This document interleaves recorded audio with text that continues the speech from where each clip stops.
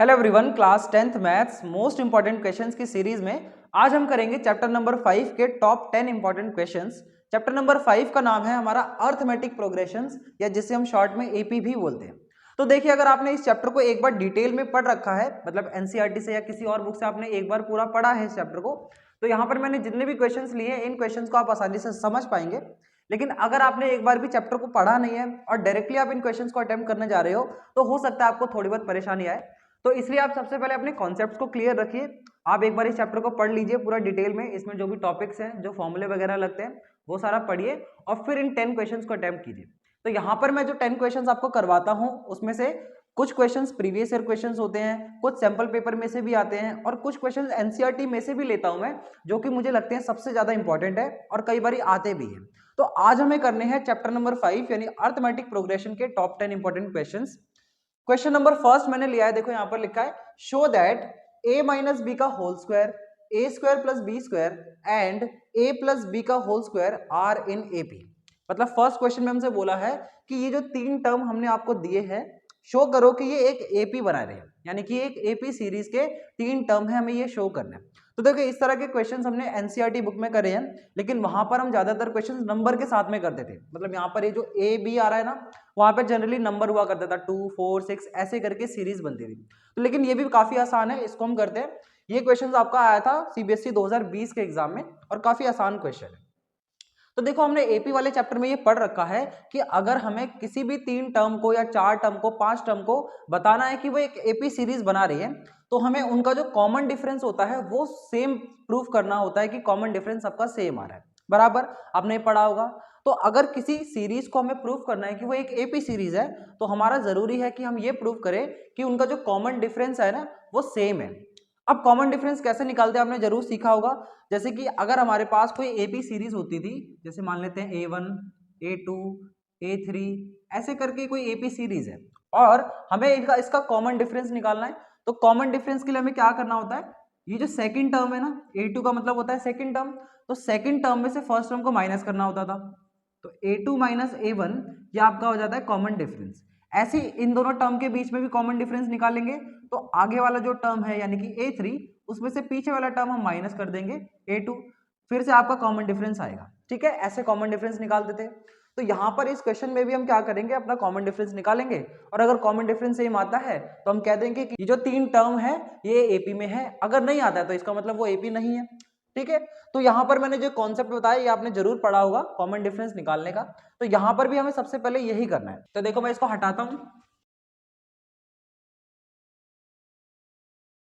और सबसे पहले हम कॉमन डिफरेंस निकालना शुरू करते हैं। कॉमन डिफरेंस, तो देखो हमारे पास जो टर्म्स है वो है a माइनस बी का whole square, a square plus b square and a plus b का होल स्क्वायर। सबसे पहले इन दोनों टर्म्स के बीच का कॉमन डिफरेंस निकालते हैं। तो हमें क्या करना होगा, सेकंड टर्म में से फर्स्ट वाली को माइनस करना होगा।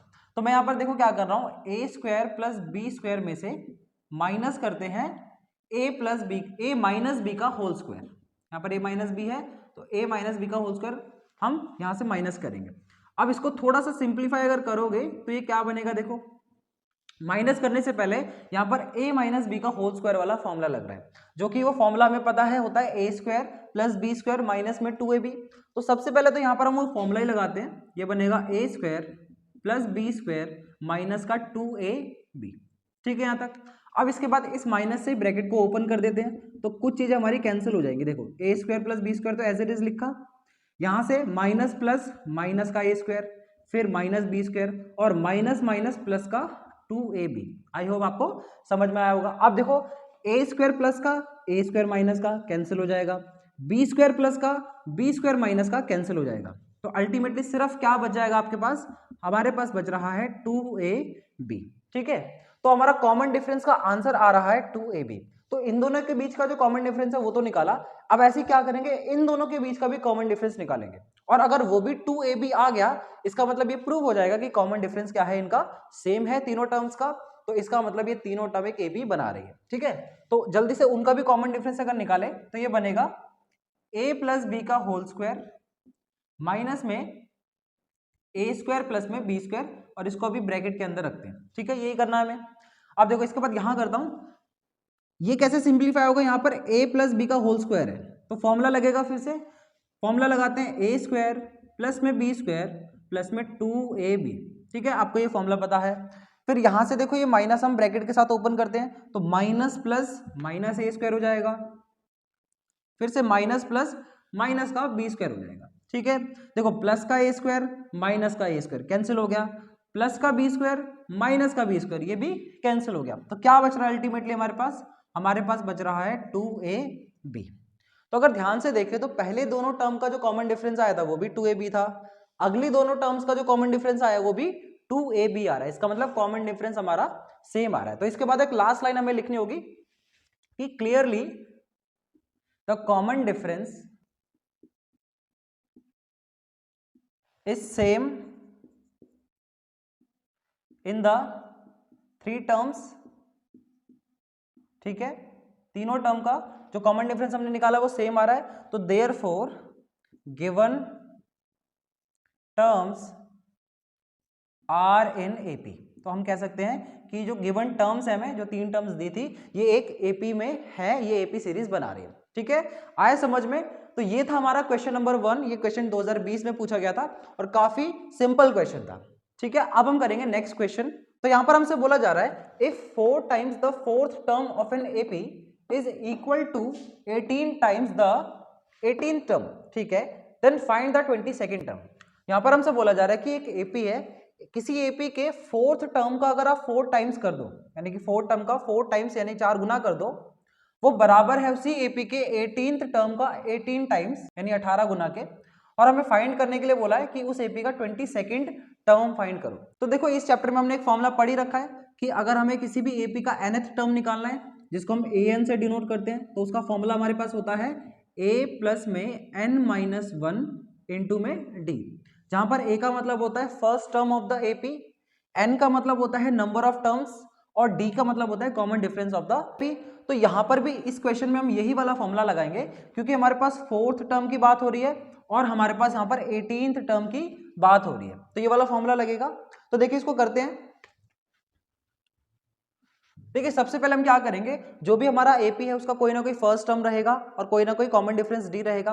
तो सबसे पहले हम ये लेट कर लेते हैं स्टेटमेंट लिखने के लिए कि let a be the first term and d be the common difference of the AP. तो हमने मान लिया कि हमारा जो भी एपी है उसका फर्स्ट टर्म ए है एंड उसका कॉमन डिफरेंस क्या है, स्मॉल डी। ठीक है, अब ध्यान से अगर देखिए अकॉर्डिंग टू क्वेश्चन वो हमसे कह रहा है, अकॉर्डिंग टू क्वेश्चन कि एपी का अगर आप 4 टर्म का 4 टाइम्स कर दो, जो हमारा एपी है उसका 4th टर्म, तो 4th टर्म को हम कैसे डिनोट करेंगे, a4 से, जैसा अभी मैंने बताया था a प्लस n-1 वाले फॉर्मूले से। तो an की बात हो रही है यानी कि 4 टर्म की बात हो रही है, यानी कि a4, वो कह रहा है कि अगर a4 का 4 टाइम्स कर दो, 4 टाइम्स किया, ये बराबर है इसी एपी के 18th टर्म के 18 टाइम्स के बराबर, यानी कि इसका अगर आप 18 से मल्टीप्लाई करोगे तो ये दोनों चीजें हमें बराबर दी गई है। ठीक है, बात समझ आई, जैसा स्टेटमेंट बोला है पढ़ के हमें ऐसा बनाना है। अब ध्यान से देखो यहाँ पर हमारे पास आ रहा है 4 इंटू a4 को हम कैसे लिख सकते हैं, देखो a4 में अलग से बना देता हूँ। अगर आपके पास a4 है तो इसका मतलब है a प्लस में 4-1 टाइम्स d, उसी वाले फॉर्मूले से a प्लस n-1 वाले से, तो ये अल्टीमेटली क्या बन जाएगा a प्लस में 3d। तो इसका मतलब क्या है, a4 की जगह पे हम लिख सकते हैं a प्लस 3d। ठीक है, तो मैंने यहाँ पर लिख दिया a प्लस में 3d और इसको ब्रैकेट में रख दिया। सेम काम मैं यहाँ पर करूंगा a18 के लिए। अब खुद ही सोचो, अगर a4 था तो वो आता है a प्लस 3d और a18 है तो वो कितना आएगा a प्लस 17d, शॉर्टकट तरीका। ठीक है, तो यहाँ पर हम क्या कर सकते हैं, इसको लिख सकते हैं a प्लस में 17d। बात समझ में आई इतनी? ठीक है, अब इसको थोड़ा सा हम सिंप्लीफाई करते हैं, ये ब्रैकेट से मल्टीप्लाई होगा तो कितना बनेगा, 4a प्लस में 4 3 12 टाइम्स d हो जाएगा, इज इक्वल टू यहाँ पर ये 18 से मल्टीप्लाई करना है a का, तो ये हो जाएगा 18a और 18 का मल्टीप्लाई करना 17d से, तो ये हो जाएगा 306d। ठीक है, इसके बाद थोड़ा सा सॉल्व करते हैं। देखो जो सेम टर्म्स है उनको एक तरफ ले जाओ, इस 4a को उधर ले जाते हैं और इस d को 306 जो d है इसको इधर ले आते हैं, तो ये हो जाएगा 12d माइनस का 306d is equal to 18a, वहां पर पहले से था, ये 4a उधर जाएगा तो हो जाएगा माइनस का 4a। ठीक है यहाँ तक। अब देखो ये कितना बन रहा है, 18 में से 4a जाएंगे तो कितने बचेंगे 14a, और यहाँ पर ये कितना हो रहा है 12 माइनस करना है 306, मतलब ये प्लस है ये माइनस और ये बड़ा नंबर है, तो ये हो जाएगा कितना माइनस का 294d। ठीक है, अब इसके बाद देखो यहाँ करते हैं, हमारे पास आ चुका है 14a is equal to minus का 294d। इस 14 को उसके नीचे भेजते हैं तो ये कितना बनेगा माइनस का 294d डिवाइड में ये 14, क्या ये कैंसिल हो रहे हैं, कैंसिल करके देखते हैं, 14 वन जा 14, यहाँ पर ये 14 टू जा और 14 वन जा, बिल्कुल कट रहा है, तो a is equal to minus का 21d आ रहा है। a की वैल्यू कितनी आ रही है -21, हम इसको इक्वेशन नंबर फर्स्ट मान रहे हैं, जहां पर भी यूज होना होगा क्वेश्चन में आगे तो इसका हम यूज कर लेंगे। यहां तक समझ में आपको ये जो भी क्वेश्चन में बोला था उसने, उससे हमने एक चीज बनाई है कि a की वैल्यू हमारी -21 टाइम्स d आ रही है, ठीक है, जिसको हमने फर्स्ट इक्वेशन माना है। तो एक बार आप जल्दी से ये वाला नोट कीजिए, मैं ये हटाता हूं।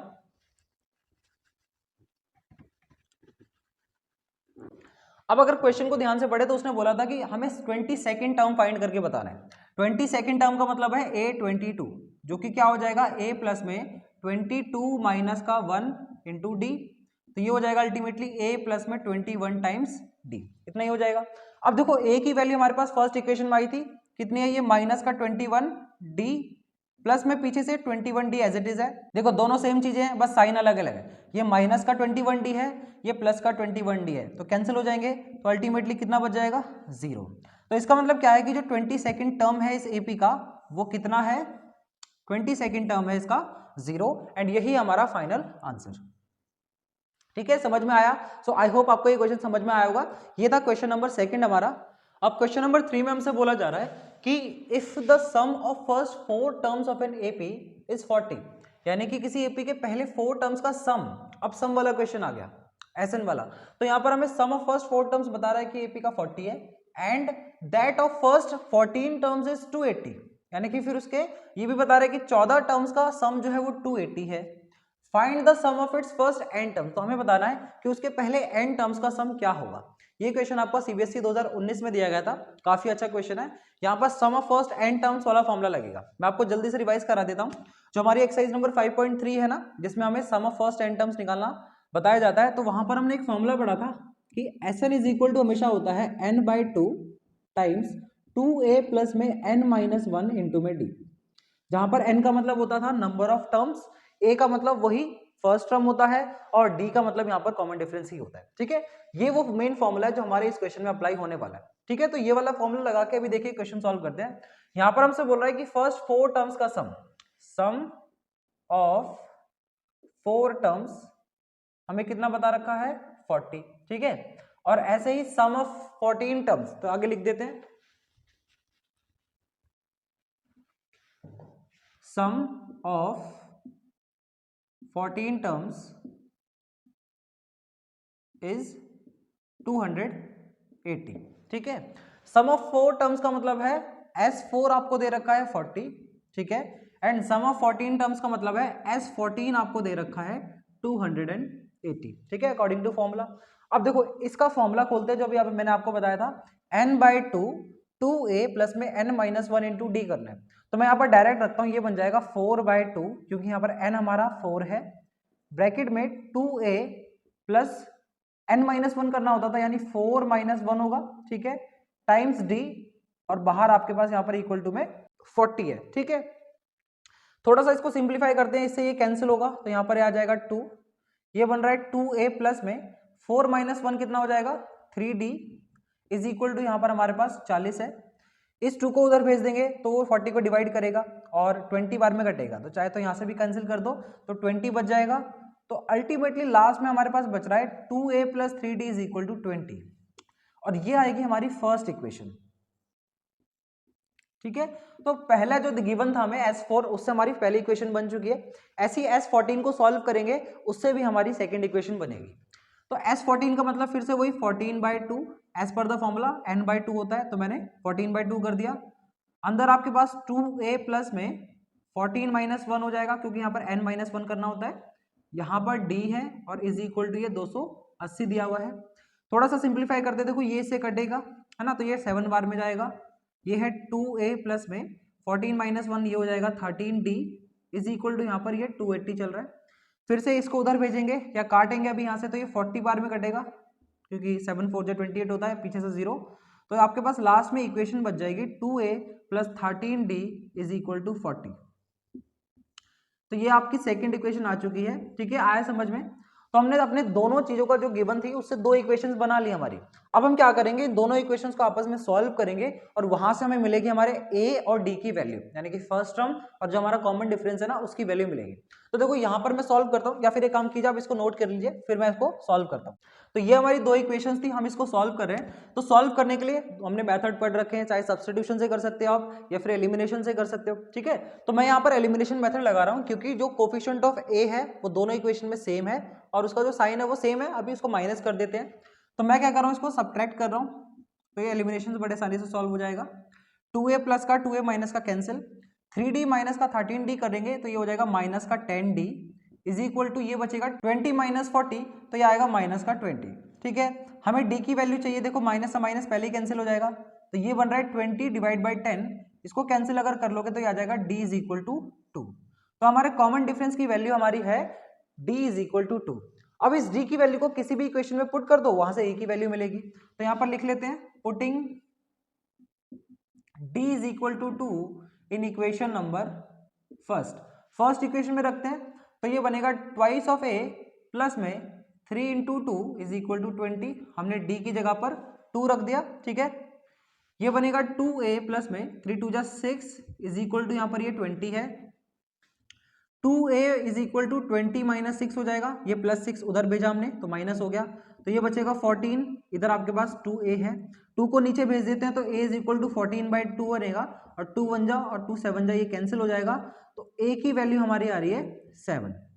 तो इसका मतलब हमने दोनों चीजें निकाल दी, हमारा फर्स्ट टर्म भी आ गया AP का और हमारा जो कॉमन डिफरेंस है वो भी आ गया।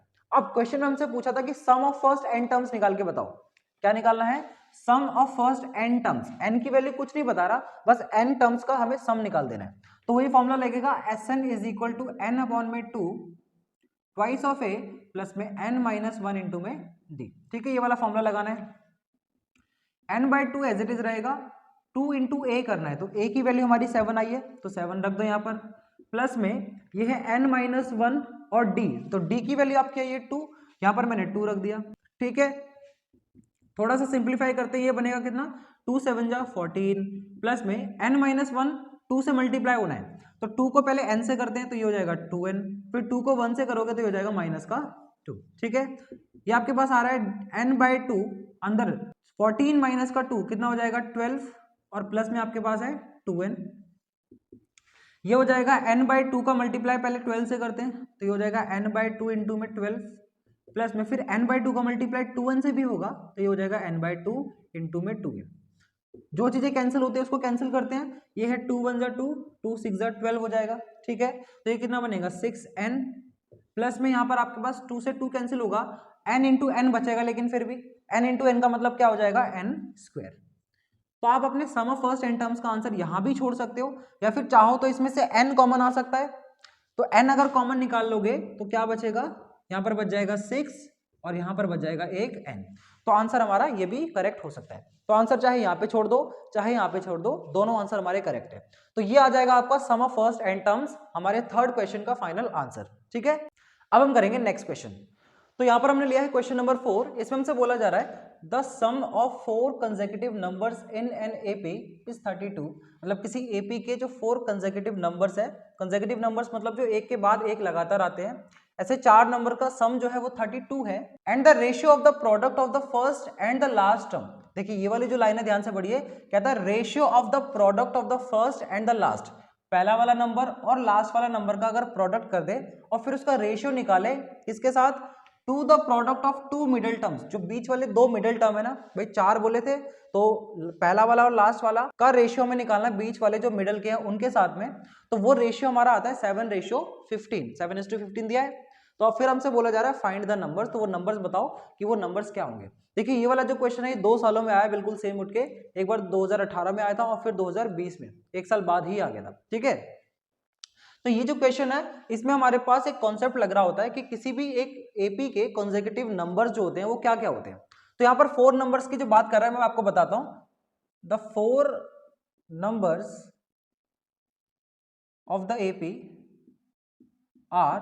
देखिए जब भी 4 कंसेक्यूटिव नंबर्स की बात करता है ना तो हमेशा याद रखिए 4 कंसेक्यूटिव नंबर्स आपको हमेशा लेने हैं a minus 3d comma a minus D a plus D and last आपको लेना है a प्लस में 3d। इस सीक्वेंस में आपको 4 कंसेक्यूटिव नंबर्स लेना है।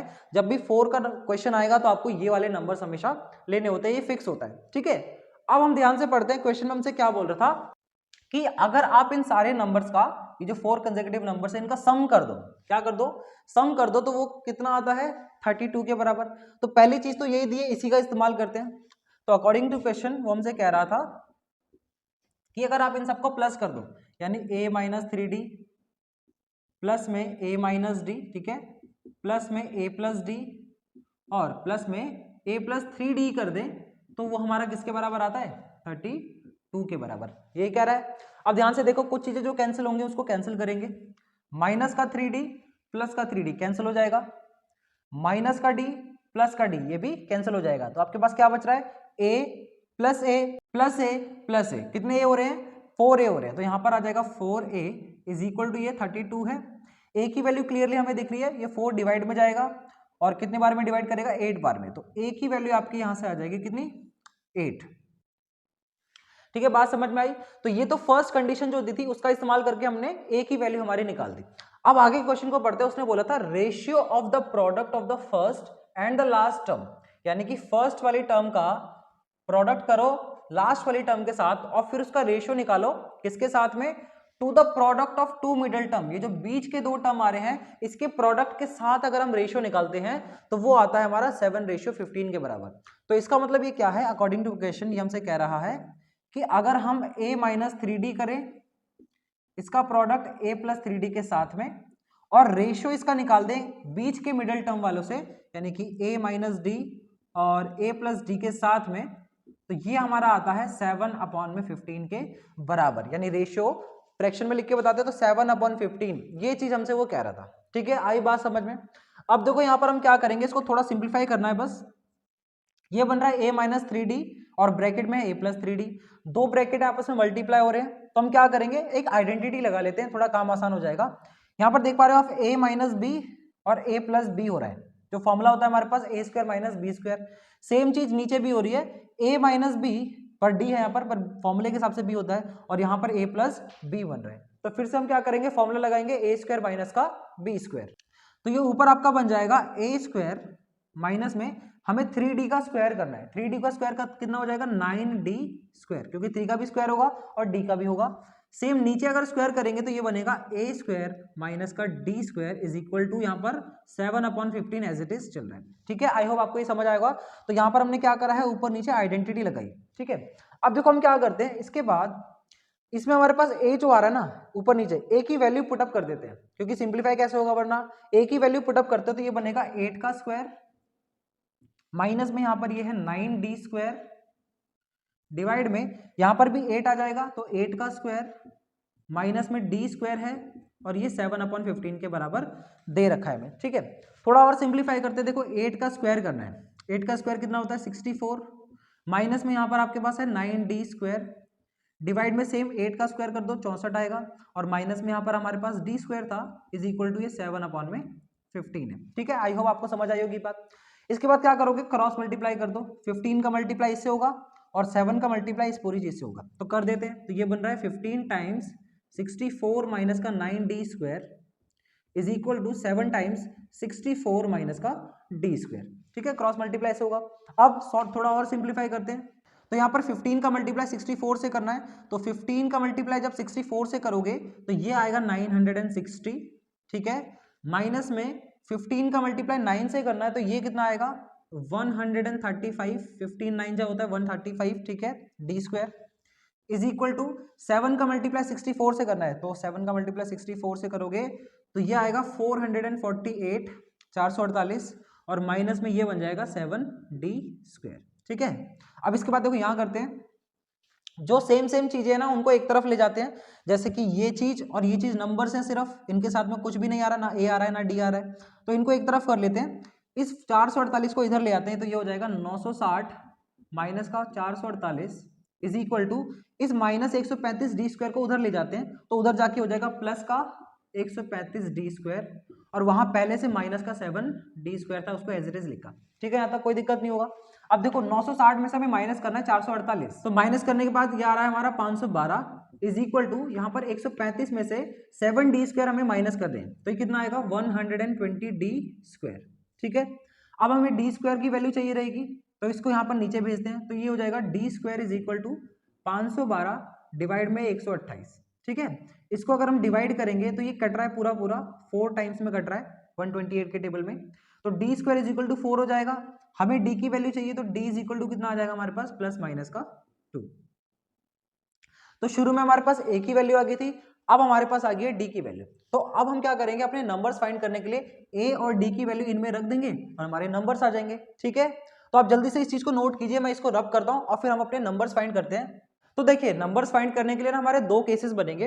ए की वैल्यू तो आपकी आई थी प्लस का 8, वो तो ठीक था, लेकिन डी की वैल्यू हमारी 2 आ रही है प्लस माइनस का 2, तो हमें एक बार प्लस को लेकर भी सॉल्व करना पड़ेगा और एक बार -2 लेकर भी सॉल्व करना पड़ेगा। तो दोनों से करते हैं, दोनों से नंबर आ जाएंगे हमारे। तो देखिए यहाँ पर लिखते हैं when a is equal to, हम 8 ले रहे हैं and d is equal to मान लेते हैं प्लस का 2 ले रहे हैं। ठीक है, तो केस नंबर 1 हमारा बन जाएगा a इज इक्वल टू 8 ले रहे हैं और d इज इक्वल टू 2 ले रहे हैं। तो जो पहला हमारा नंबर था a माइनस का 3d, उसकी वैल्यू कितनी आ जाएगी, ये बनेगा 8 माइनस में 3d करना है, मतलब 3 इंटू 2 6 होता है, तो यहाँ 6 रखा, 8 माइनस 6 कितना हो जाएगा आपका 2। नेक्स्ट नंबर है a माइनस डी, तो a माइनस डी अगर करें तो ये है 8 माइनस में यहाँ पर 2, जो कि कितना आ जाएगा आपका 6।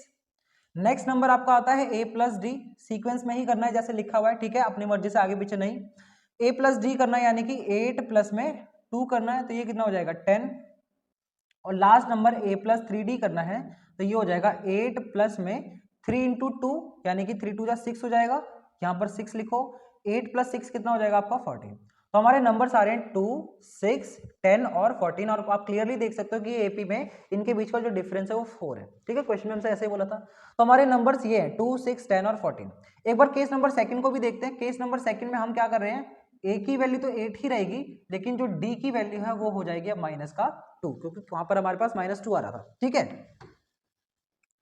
तो इस केस में हमारा जो पहला नंबर था a माइनस 3d, वो कितना आएगा, देखो 8 माइनस में 3 इंटू -2 करना है, तो 3 इंटू -2 कितना होगा -6, और यहाँ पर ये माइनस पहले से है, तो माइनस माइनस हो जाएगा ये प्लस का 6, और ये पहला नंबर हमारा आ जाएगा 14। नेक्स्ट नंबर हमारे पास है a माइनस डी करना है, तो ये कितना हो जाएगा a माइनस में माइनस का 2, तो ये कितना हो जाएगा 10, माइनस माइनस प्लस हो जाता है, तो 8 प्लस 2 कितना 10 हो जाएगा। नेक्स्ट नंबर करना है आपको a प्लस डी, तो a प्लस डी कितना आएगा, देखो 8 प्लस में माइनस का 2, तो ये बन रहा है 8 माइनस का 2 यानी कि 6, और जो लास्ट नंबर था वो था हमारा a प्लस में 3d, तो a प्लस 3d कितना आ जाएगा a माइनस में, क्योंकि प्लस माइनस हो जाएगा माइनस, यहाँ पर आ जाएगा 6, और लास्ट नंबर हमारा आ जाएगा 2। तो इस केस में हमारे नंबर्स आ रहे हैं 14, 10, 6 और 2, बस जो पहले आए थे बस उसी का उल्टा ऑर्डर हो गया। सो दैट्स इट, ये हो गया हमारा क्वेश्चन नंबर 4 कंप्लीट। ये क्वेश्चन 2 साल में आ रखा है, 2018 में और 2020 में। ऐसे मिलते जुलते क्वेश्चंस एनसीईआरटी में तो कम है, लेकिन आर डी शर्मा जो ऐसी बुक जो है ना उसमें ये क्वेश्चंस दिए गए हैं और वहां पर ही पूरा अलग टॉपिक है। ठीक है, तो ये था क्वेश्चन नंबर 4। अब हम करेंगे हमारा नेक्स्ट क्वेश्चन। सो अब हमने लिया है क्वेश्चन नंबर 5। इसमें हमसे बोला जा रहा है if mth term of an AP is 1/n, यानी कि किसी एपी का जो mth टर्म है ना, जैसे nth होता है वैसे आप mth बोल रहे हैं, तो mth टर्म किसी एपी का 1/n है and the nth term is 1/n, और उसी एपी का जो nth टर्म है वो 1/m है।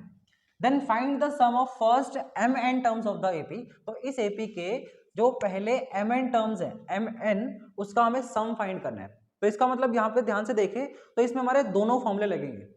जो किसी एपी के n टर्म्स निकालने वाला फॉर्मूला होता है an, तो an is equal to a plus n minus 1 into d वाला फॉर्मूला, और sn वाला फॉर्मूला भी लगेगा हमारा sum of first n terms, जिसका फॉर्मूला होता है n/2 ब्रैकेट में 2a प्लस पे n माइनस 1 इंटू में डी। ठीक है, तो ध्यान से अगर देखें तो वो सबसे पहले आपसे कह रहा है कि mth टर्म जो है, mth टर्म एपी का किसके बराबर है, 1/n के बराबर। mth टर्म का मतलब होता है am, आपको कितना दे रहा है 1/n। ठीक है, अब देखो ऐसे ही nth टर्म जो होता है, nth टर्म आपको दिया हुआ है वो है 1/m के बराबर। nth टर्म का मतलब तो हमें पता ही है an होता है, 1/n दिया हुआ है। ठीक है, अब इसको हम क्या कर सकते हैं, देखो am का फॉर्मूला क्या बनेगा, a plus m minus 1 into में डी इज इक्वल टू, यहाँ पर ये क्या है 1/m। ठीक है, इसको हम मान लेते हैं फर्स्ट इक्वेशन। इधर आ जाओ, इसको हम क्या लिख सकते हैं, a प्लस में n minus one into d is equal to 1 में m, इसको मान लेते हैं हम सेकेंड इक्वेशन। तो जो चीज गिवन थी उससे हमने अपनी दो इक्वेशन बनाई है। अब हम क्या करेंगे, दोनों इक्वेशन को सॉल्व करेंगे। अब सॉल्व करने के लिए क्या कर सकते हो, हम इसको सब्ट्रैक्ट कर देते हैं।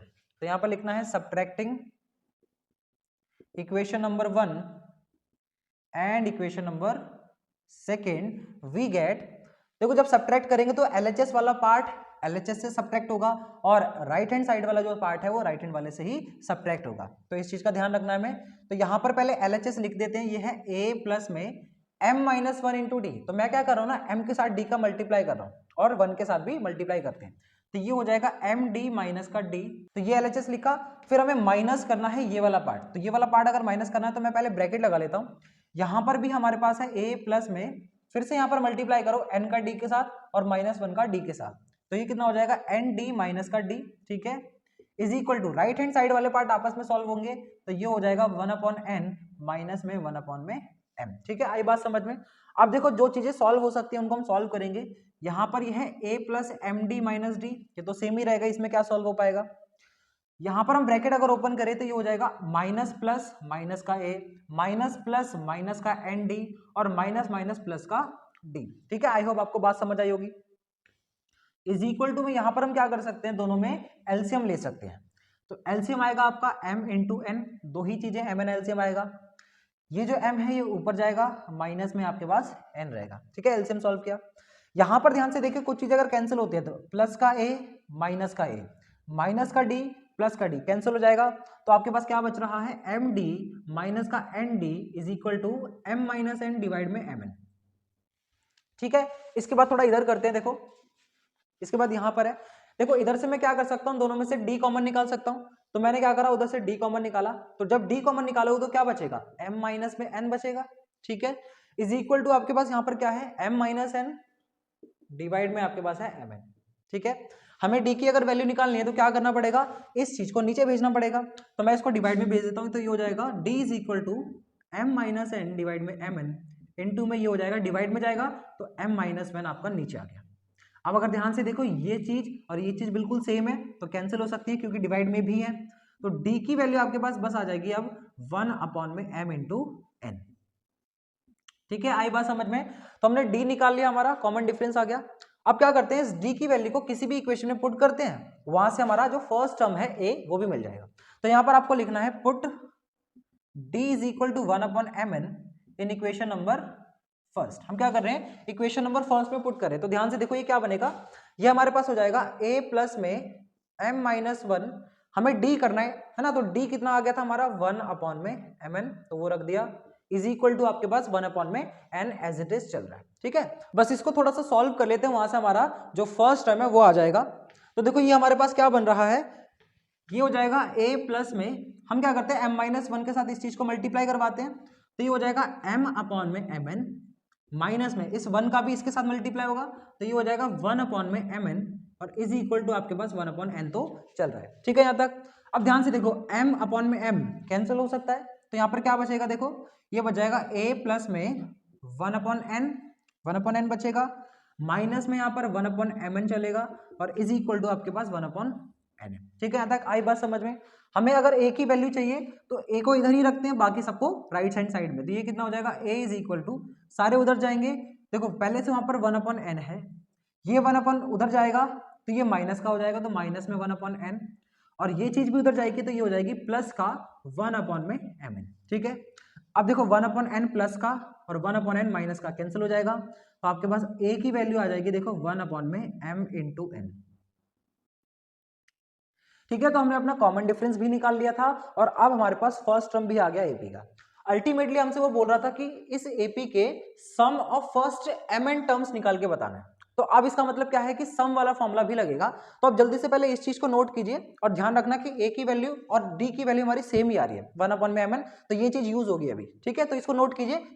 तो अभी तक हमने अपना फर्स्ट टर्म और कॉमन डिफरेंस निकाल लिया जिसकी वैल्यू आ रही है 1/mn। ठीक है, अब क्वेश्चन में हमसे बोला था सम ऑफ फर्स्ट mn टर्म्स निकालना है। तो हम सम वाला फॉर्मूला अगर देखें तो Sn अगर रहता था तो उसका फॉर्मूला होता है n/2 ब्रैकेट में 2a प्लस में n-1 इंटू में d। ठीक है, यही फॉर्मूला रहता था। अब अगर ध्यान से देखो तो यहाँ पर जो टर्म्स है ना वो आपके m इंटू एन है, तो n की जगह पर सब पे आपको क्या रखना है, अब mn रखना है। ठीक है, तो ये क्या बनेगा देखो mn अपॉन में 2, जैसे मैंने बताया। फिर 2 इंटू ए करना है, तो a की वैल्यू कितनी आई हमारी 1 अपॉन में mn, प्लस में n की जगह पे mn टू n लिखना है, तो ये हो जाएगा mn माइनस में यहाँ पर 1 है, और d की वैल्यू कितनी आई थी हमारी 1 अपॉन में mn। ठीक है, यहाँ तक बोलो। अब इसके बाद थोड़ा सा सिंप्लीफाई करना होगा, बस ये हो जाएगा mn अपॉन में 2, 2 वन जा 2 अपॉन में ये mn हो रहा है, प्लस में हम क्या करेंगे इस mn से इस चीज को मल्टीप्लाई कराते हैं, तो ये हो जाएगा mn अपॉन में mn, और माइनस में ये हो जाएगा 1 अपॉन में mn मल्टीप्लाई कराने के बाद। ठीक है, यहाँ तक। यहाँ पर ये है mn अपॉन में 2, इधर है ये 2 बाय mn, इस चीज को अगर पहले लिख देते माइनस का 1 अपॉन mn हो जाएगा, और ये चीज पूरी कैंसिल हो जाके हमारे पास आ रही है ये 1। ठीक है, यहाँ तक। अब हम क्या करेंगे, नीचे यहाँ पर जहाँ एलसीएम ले लेते हैं, तो ये कितना आ जाएगा mn अपॉन में 2, और यहाँ पर एलसीएम आएगा m इंटू एन, तो ये बनेगा 2 माइनस में 1 प्लस में mn का मल्टीप्लाई 1 से, तो हो जाएगा ये m इंटू एन। ठीक है, यहाँ पर थोड़ा सा और सिंप्लीफाई करें तो यहाँ करते हैं, ये हो जाएगा mn अपॉन में 2, ध्यान से देखो 2 माइनस 1 कितना होगा 1 होगा, प्लस में यहाँ पर ये mn है, और डिवाइड में आपके पास क्या था m इंटू एन। ठीक है, अब देखो ये चीज जो है इससे मल्टीप्लाई हो रही है, तो ये वाला mn और ये वाला mn आपस में कैंसिल हो जाएंगे क्योंकि डिवाइड में आ गए, तो अल्टीमेटली आपके पास क्या बच जाएगा 1 प्लस में mn का टाइम्स 1 बाय 2, यानी 1 अपॉन 2 टाइम्स 1 प्लस में mn। तो अल्टीमेटली आपका जो सम ऑफ फर्स्ट mn टर्म्स हमसे पूछा गया था ना, उसका आंसर आ जाएगा आपका ये। ठीक है, ये आपका फाइनल आंसर है।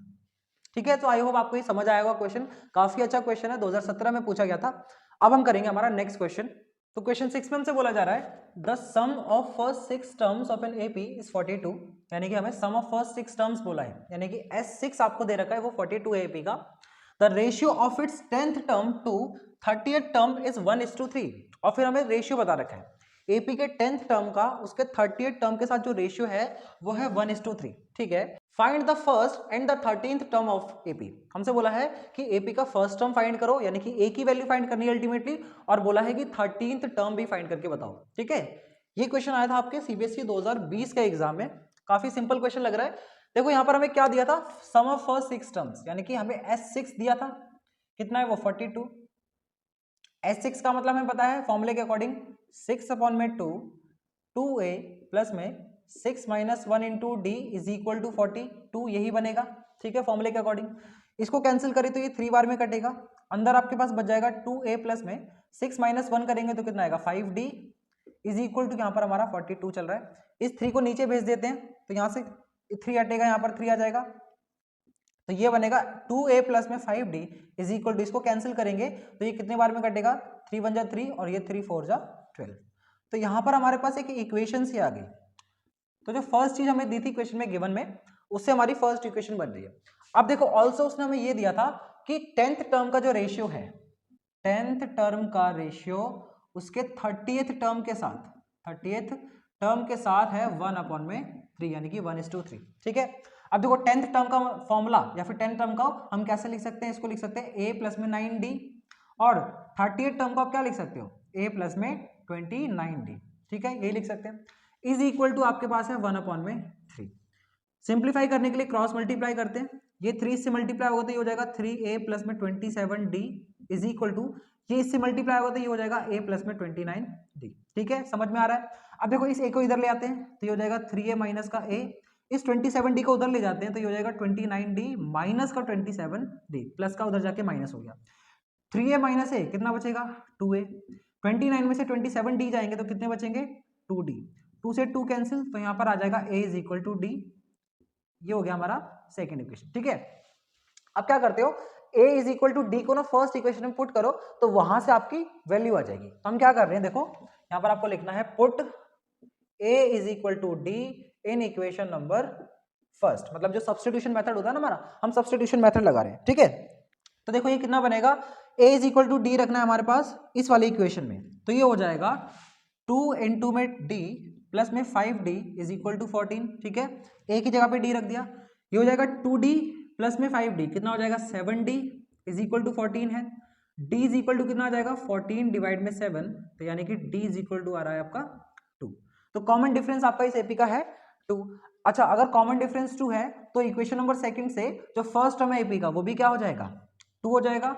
So from equation second first term आपका हो जाएगा 2।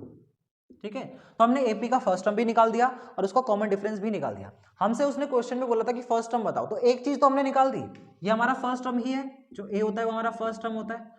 तो जो क्वेश्चन में हमसे बोला था कि फर्स्ट टर्म निकालो वो तो निकल गया। अब बात रहती है कि 13th टर्म कैसे आएगा। तो 13th टर्म के लिए यहां पर अगर कर ले थोड़ी सी जगह में, 13th टर्म का मतलब है A13 निकालना, और A13 को हम कैसे लिख सकते हैं, A13 को हम लिख सकते हैं A प्लस में 12D। ठीक है, बोलो ये लिख सकते हैं ना। तो ये कितना आ जाएगा, देखो A की वैल्यू पुट करो, A की वैल्यू कितनी आई है 2, प्लस में 12 इंटू डी की वैल्यू कितनी आई थी 2, वो भी रख दी। सॉल्व कर लेते हैं, ये हो जाएगा 2 प्लस में 24, 12 टू 24 होता है, और इनको प्लस अगर कर देंगे तो ये आ जाएगा 26, एंड ये है हमारा 13th टर्म का आंसर।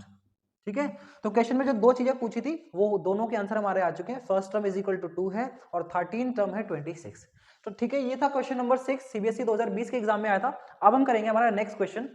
नेक्स्ट अब हमने लिया है क्वेश्चन नंबर 7। इसमें हमसे बोला जा रहा है कि if m times the mth term of an AP is equal to n times in its nth term. तो यहां पर हम फिर से हमारे पास mth टर्म आ रहा है। mth टर्म का मतलब क्या होता है, am, अब तक तो आपको समझ आ गया होगा। तो वो कह रहा है कि एपी के mth टर्म का m टाइम्स अगर कर दे, टाइम्स मतलब m से मल्टीप्लाई कर दो, तो वो बराबर है एपी के nth टर्म के n टाइम्स के, यानी कि n इंटू में an करना होगा। ठीक है, आई बात समझ में। फिर आगे बोला है कि शो करो कि एपी का जो m प्लस nth टर्म होगा वो इक्वल टू 0 है, मतलब m प्लस nth जो टर्म है एपी का वो 0 के बराबर है। तो देखो आपको अगर बेटर समझ में आए तो मैं बता देता हूं। वो हमसे बोल रहा है कि एपी का जो a प्लस mn टर्म होगा वो 0 के बराबर आना चाहिए, है ना भाई। an अगर होता था तो हम an लिखते थे, आपकी बार m प्लस nth टर्म है तो हमने वो लिखा।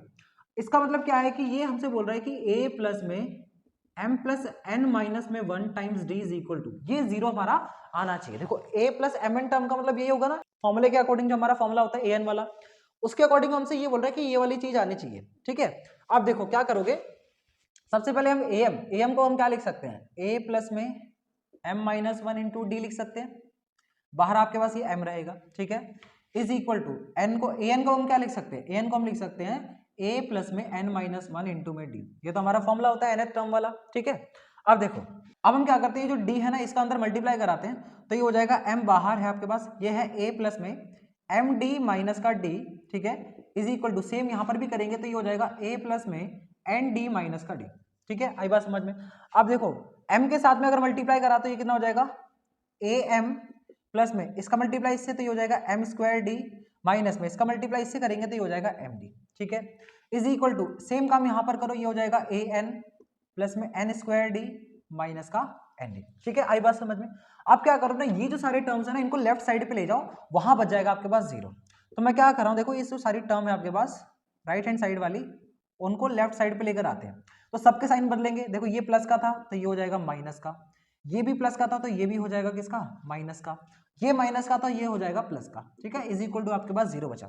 अब देखो जो सेम सेम चीजें हैं उनको आपस में एक साथ लिखो, जैसे कि ए एम और ए एन, मैं इसको एक साथ लिख रहा हूं, तो ए एम माइनस में यहाँ पर ए एन है, प्लस में आपके पास एम स्क्वायर डी माइनस में एन स्क्वायर डी, जो स्क्वायर वाले हैं उनको एक तरफ लिख लिया मैंने, और माइनस में आपके पास यहां पर है माइनस एम डी प्लस का यहां पर है आपके पास n d is equal to 0। ठीक है, आई बात समझ में। क्या करा, अब ध्यान से देखो हम क्या कर सकते हैं, इधर से अगर मैं a कॉमन निकाल लूं, क्या कॉमन निकाल लूं, a, तो क्या बचेगा यहां पर m माइनस में n बचेगा। ठीक है, प्लस में इस पूरे में से अगर मैं d कॉमन निकाल लूं, देखो ध्यान से देखना, d यहां पर भी है, यहां पर भी है, यहां पे भी है और यहां पर भी है, तो मैं पूरे में से क्या कर रहा हूं, d कॉमन निकाल रहा हूं। तो जब आप d कॉमन निकालो तो क्या बचेगा, m square minus n square minus का m और प्लस का n बचेगा। ठीक है, यही बचेगा। अब ध्यान से देखो हम क्या करेंगे, अंदर आपके पास m square minus n square बन रहा है, जो कि फॉर्मूला बनता है a square minus b square, जिसका फॉर्मूला होता है ए प्लस बी इंटू में ए माइनस बी, वो वाला फॉर्मूला लगाते हैं। ठीक है, तो ये बन जाएगा ए टाइम्स एम माइनस एन, ये तो बाहर जो था वो सेम ही लिखना है, प्लस में आपके पास डी है, और अंदर अब आपके पास क्या लगेगा फॉर्मूला, तो ये हो जाएगा एम प्लस में एन टाइम्स एम माइनस में एन। ठीक है, और मैं क्या करूँ ना, इन दोनों में से माइनस साइन अगर कॉमन निकालूं तो अंदर बच जाएगा m माइनस का n। ठीक है भाई, साइन जो है बदल जाएंगे। अब मैंने माइनस साइन कॉमन क्यों निकाला अभी आपको पता चलेगा। राइट हैंड साइड में देखो 0 था। अब मैं क्या करूंगा, इस पूरे एक्सप्रेशन में से m माइनस एन और m माइनस एन को क्या करूंगा, कॉमन निकालूंगा। ठीक है, तो जब आप m माइनस एन को कॉमन निकालोगे तो क्या बचेगा, m माइनस एन आगे बाहर, यहां से क्या बचेगा a प्लस में इधर आपके पास देखो d है और अंदर आपके पास क्या बचेगा, देखो m प्लस में n बचेगा।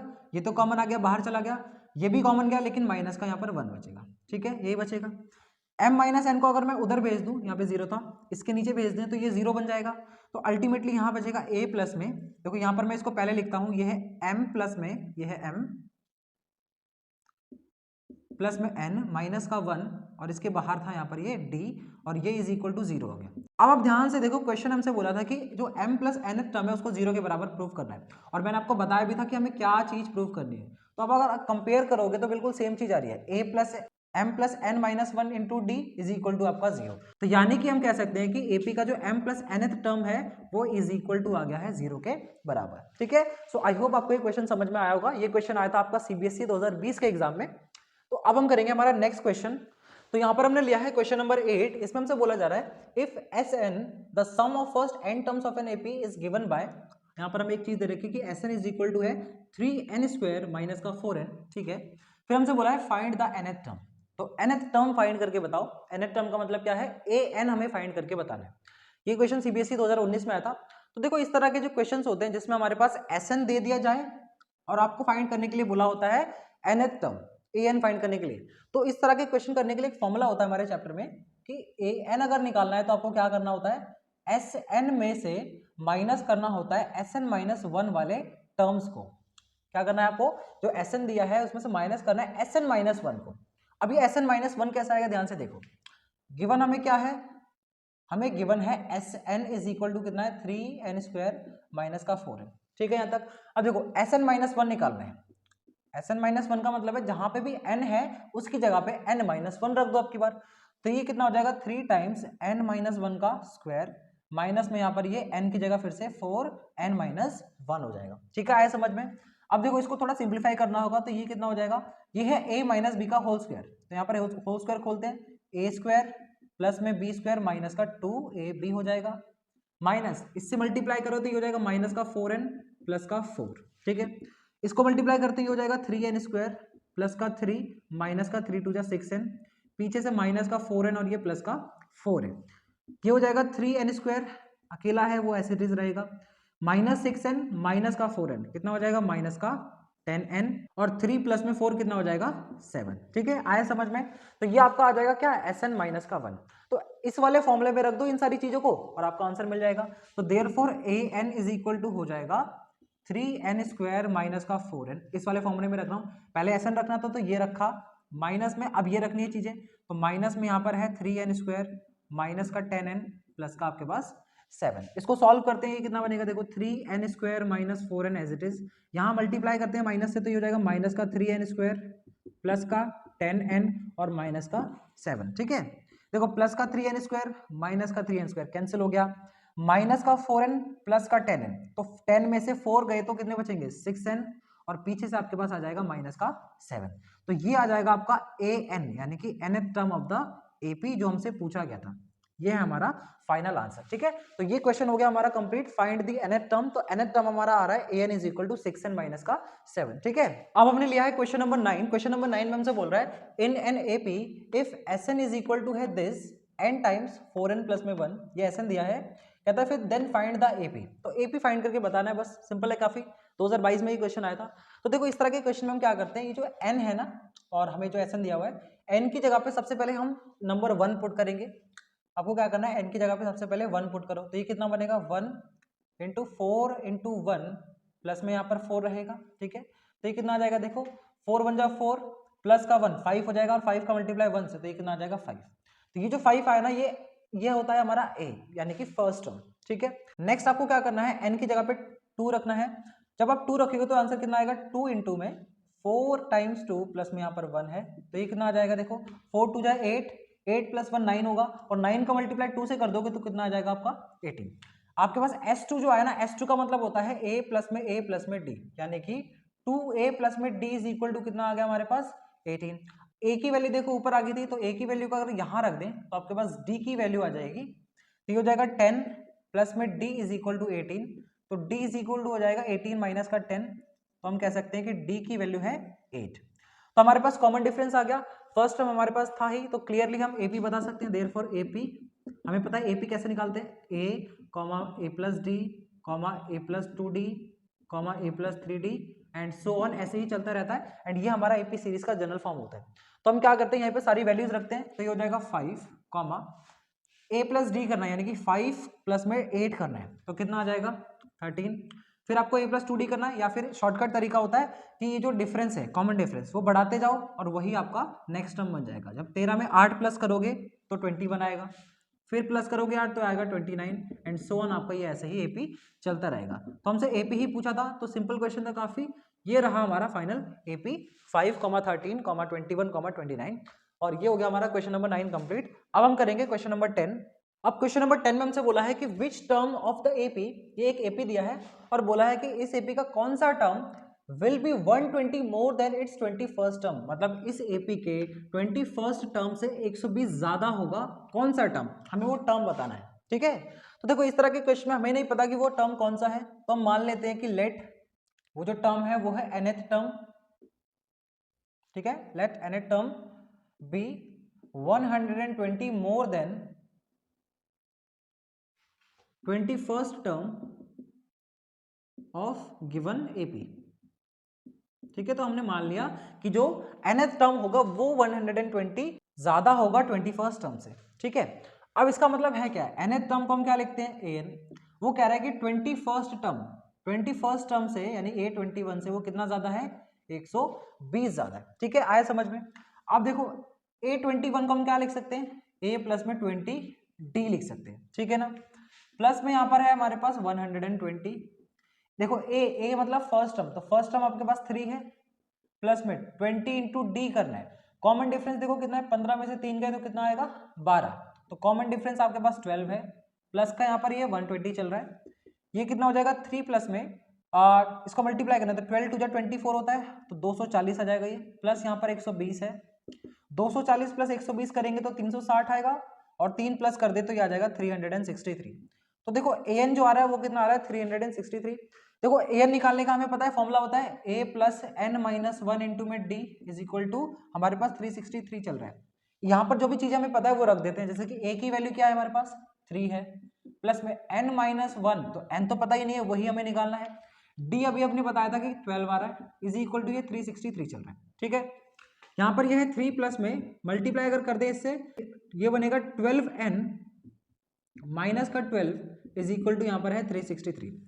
3 माइनस 12 अगर करना है तो कितना हो जाएगा आपके पास माइनस का 9, तो ये बन रहा है 12n माइनस का 9 इज इक्वल टू 363। ठीक है, माइनस 9 को उधर भेजते हैं तो 363 प्लस में 9 हो जाएगा, यहाँ पर आपके पास 12n है, तो 12n इज इक्वल टू ये कितना आएगा प्लस करके 372 372, n इज इक्वल टू कितना आ जाएगा 372 डिवाइड में 12 हो जाएगा, कैंसिल अगर करें तो l इज इक्वल टू कितना आ रहा है देखो 12 3 जा 36 और 12 बन जा 12 होता है, तो n की वैल्यू आ रही है 31। तो इसका मतलब क्या होगा कि इस AP का जो 31st टर्म होगा, 31वां जो टर्म होगा ना, वो 21वें पद से 120 ज्यादा होगा, 21st टर्म से 120 ज्यादा होगा। ठीक है, तो ये है हमारा फाइनल आंसर, लास्ट में आपको लिख देना है कि hence 31st term of the given AP will be 120 more then it's 21st term. ठीक है, सो इसी के साथ हमारा क्वेश्चन नंबर 10 हो गया कंप्लीट, और इस वीडियो के हमारे सारे क्वेश्चंस हो जाते हैं अब कंप्लीट। ये थे वो टॉप 10 इंपॉर्टेंट क्वेश्चंस जो प्रीवियस ईयर में आए हुए हैं, और काफी इंपॉर्टेंट क्वेश्चंस है, ये क्वेश्चन जरूर प्रैक्टिस करके जाना एक और बार अपने एग्जाम से पहले,